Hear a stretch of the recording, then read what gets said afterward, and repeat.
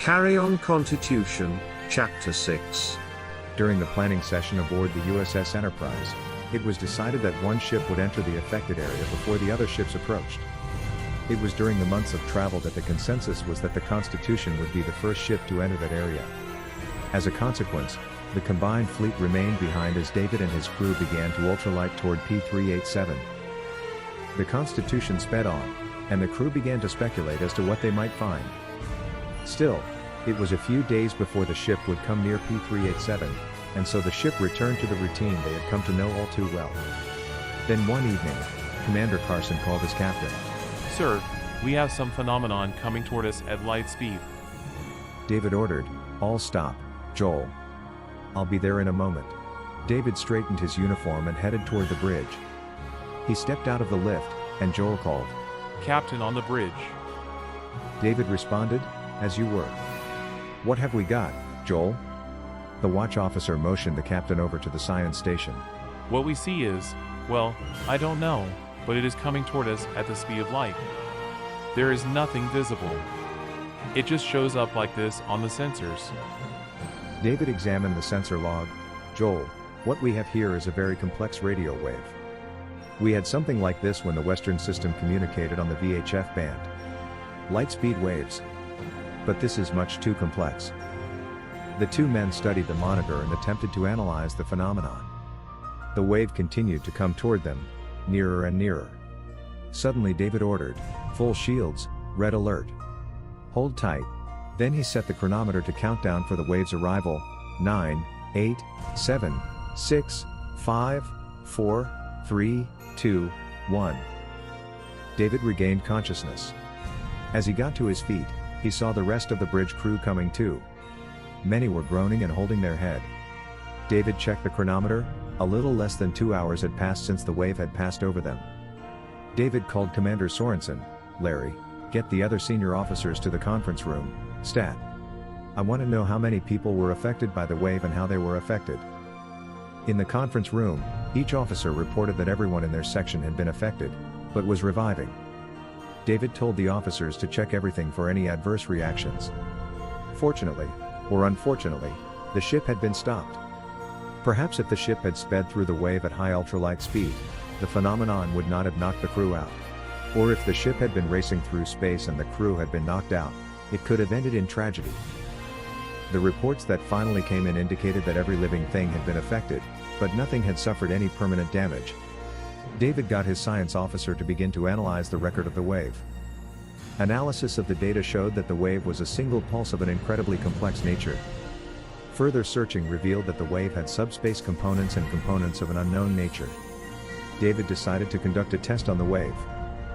A shuttle was loaded with several laboratory animals and plants, and the shuttle was remotely controlled. The shuttle was then sent through the wave and returned to the ship. When the laboratory specimens were scrutinized, they found that every living thing in the shuttle had died, from the lab rats to the microscopic creatures. David called Admiral Halloran and reported what he had found.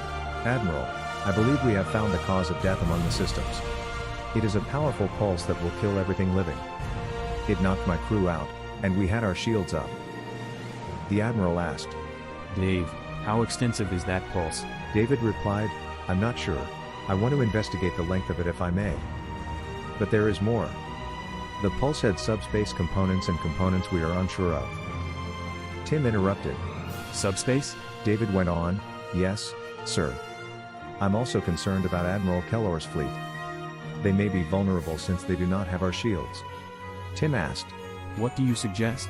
David responded, "I can only suggest that they leave the area. Perhaps we should give them the specifications for our shields," Tim said. "I'll discuss it with Killer.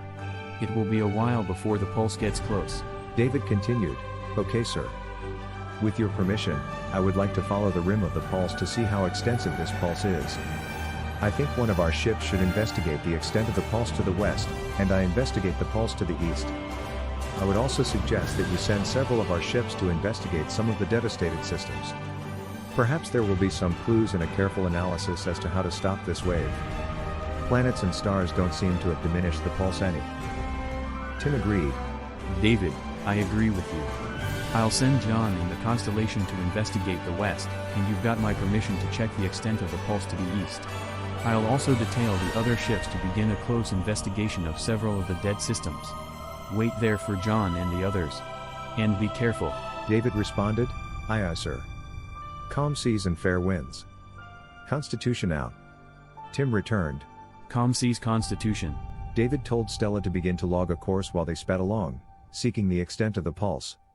What he was afraid to say was that he believed the rim of the pulse to be a circle extending out from a point near the galactic center. He wanted to speed toward the apparent center of the circle. However, he first thought to confirm his suspicions concerning the circular nature of the pulse. John and the Constellation, along with all the other members of the fleet except for the Admiral's ship, arrived near the rim and came to a full stop. David waited just inside the pulse. "Commodore Clausen, I assume you're in command of the fleet." The Commodore replied. "That's right." David suggested, "I strongly suggest all stop in full shields. Pump as much power into the shields as you can." Jerry replied. "Roger.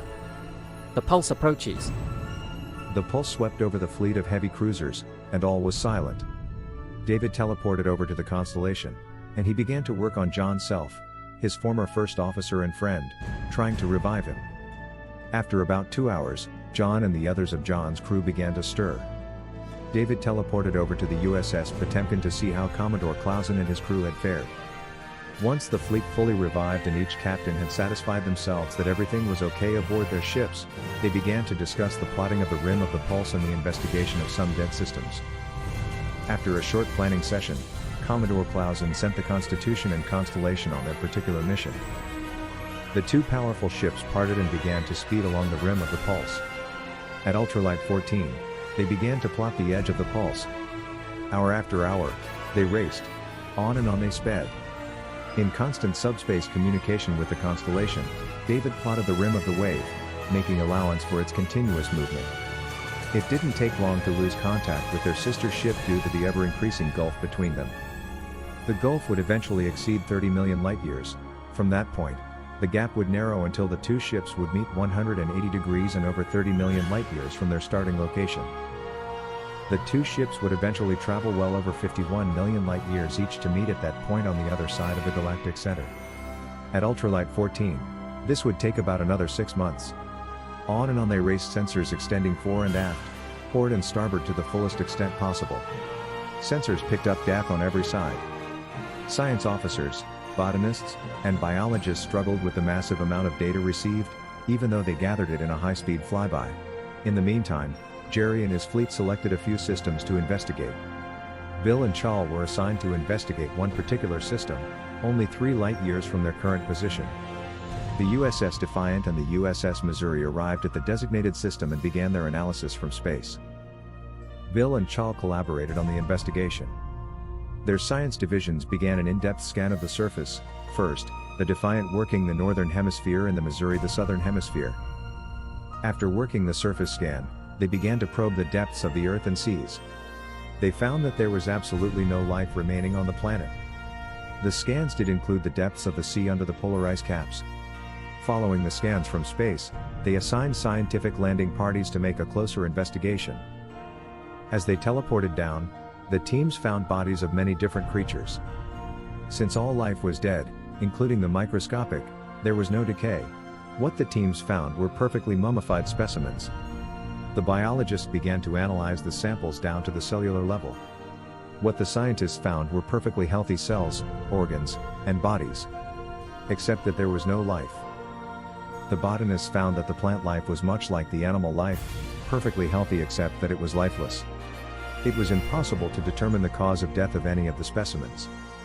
The teams moved their base of operations to the water. One group investigated the freshwater, and the second team began to examine the seas. Like the land specimens, the aquatic samples were perfectly preserved.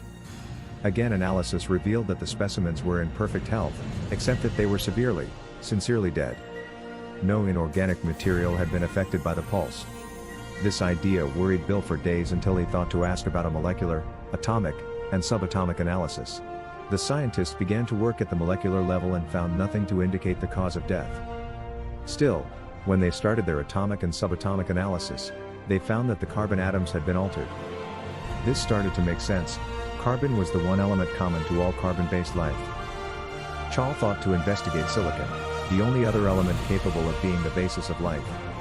It was found that the silicon atoms had been affected like that of the carbon atoms. This answered the question as to the cause of death.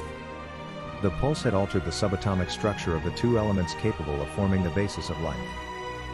Bill and Chal contacted Commodore Clausen and suggested the other investigating teams verify their findings. They also suggested that perhaps other members of the fleet begin to analyze the various elements of the pulse to attempt to discover precisely what it was that caused the alteration of the two elements. Tim Halloran and his Western System counterpart, Admiral Kellor, worked and planned to provide information and protection for the Western System fleet. They discovered that the shields of the ships of their systems had their basis in two entirely different technologies. It was decided that the two fleets would trade technologies. The engineers of the Southern System fitted a shuttle with the shields of the Western System, specifically to test the protecting properties of the shields against the pulse. Again, they ran tests and found that the shields of the Western System did provide some protection. Tim and Killer were examining the test results that had been run on both technologies. Suddenly Killer looked up and excitedly exclaimed, Tim, our two technologies are so different that they would not interact. If we had both systems built into our ships, we just might not be affected at all by the pulse. Tim replied, It sure is worth trying. We would both profit from the interchange. Killer continued. There is something else working on my mind. What's that, Killer? Asked Tim. Killer answered. Something has been bothering me since David and John told us about the pulse and all its components. Tim asked. Like what? Tim, Killer scratched his head. let me see their report again, please. The two leaders pored over the report.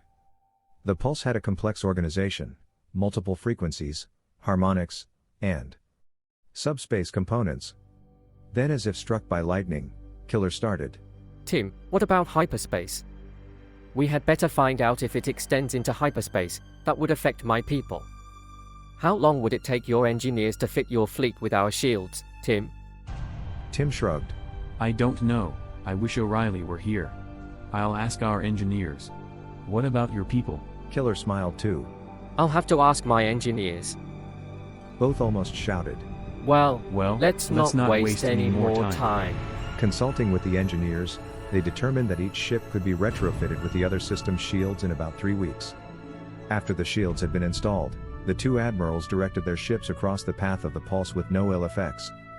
Admiral Kellor ordered the Enterprise to enter hyperspace, and there found that components of the pulse were present. In hyperspace, the pulse moved slowly, and the Enterprise was able to determine that the deadly elements of the pulse were not present in that realm. David and John sped around the Shapley Center, the highly radioactive center of the galaxy.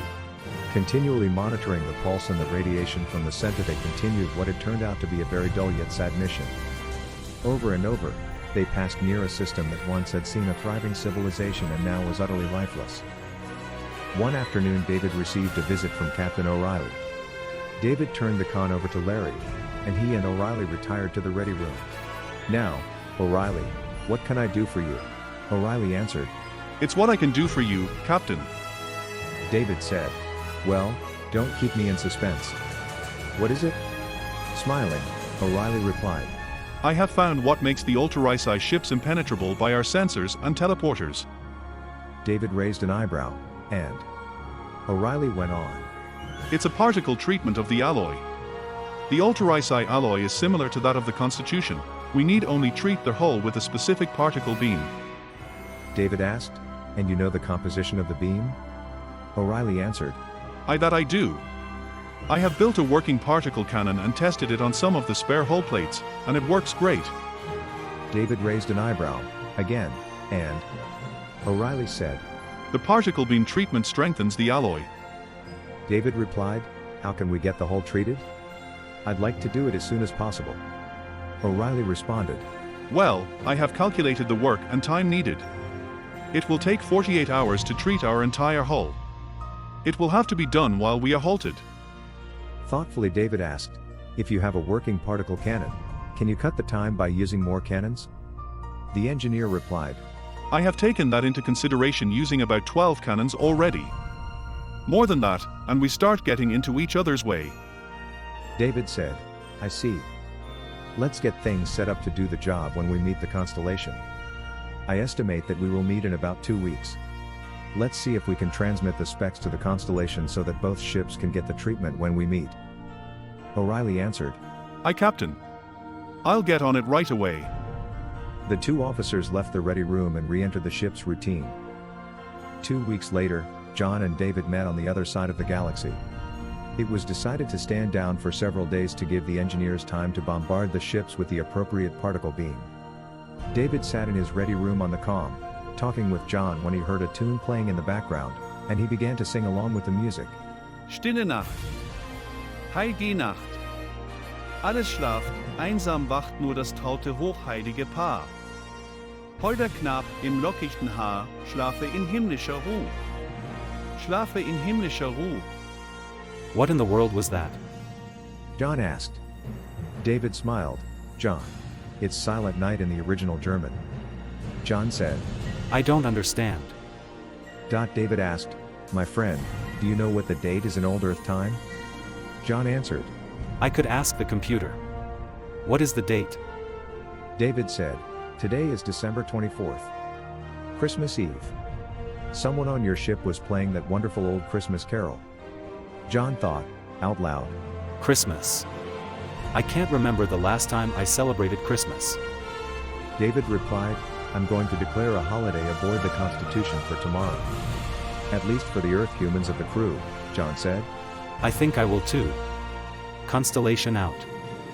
David commanded, computer, what day is Hanukkah this old Earth year? And what day is Kwanzaa supposed to be celebrated this old Earth year? The computer answered. Hanukkah is to be celebrated 22 December to 30 December this year, and Kwanzaa is celebrated 26 to January 1st. John called David and told him he had discovered Hanukkah and Kwanzaa should be observed by such adherents as well. David tapped his comm badge. Tall, ship-wide, please. Tall replied. Ship-wide aye. Now hear this. This is the captain. Today is December 24th, Old Earth date. Tomorrow is Christmas Day. And I find that Hanukkah and Kwanzaa were to be celebrated during this time as well. Therefore, I declare tomorrow a holiday. All Earth humans may celebrate Christmas, Hanukkah, or Kwanzaa if it is compatible with your beliefs. For all other personnel, tomorrow will be a day of minimum staffing in all sections. Merry Christmas, Happy Hanukkah, and Joyous Kwanzaa. Captain out. David thought for a while and ordered the replicator to provide several gift-wrapped toys for little Davy, and a locket with matching earrings for Stella. Then he ordered a small Christmas tree to be replicated in one of the closets in his cabin. David, Stella, and little Davy celebrated Christmas the next day. David and Stella carefully explained the nativity story to little Davy, and the little family found the joy of Christmas had not diminished over the years. Over and over again, as he walked the corridors of the ship, Earth humans wished him a Merry Christmas, Happy Hanukkah, or Joyous Kwanzaa, and he returned their greeting. He was also greeted joyously by crew members of every race on his ship. The next day, O'Reilly reported that the particle treatment of the hulls of the two ships was complete. David and John met to plan their return to the rest of the fleet and the continuation of the mission. They decided to ultralight over the shapely center instead of around it. They would travel together, analyzing and mapping everything in their path.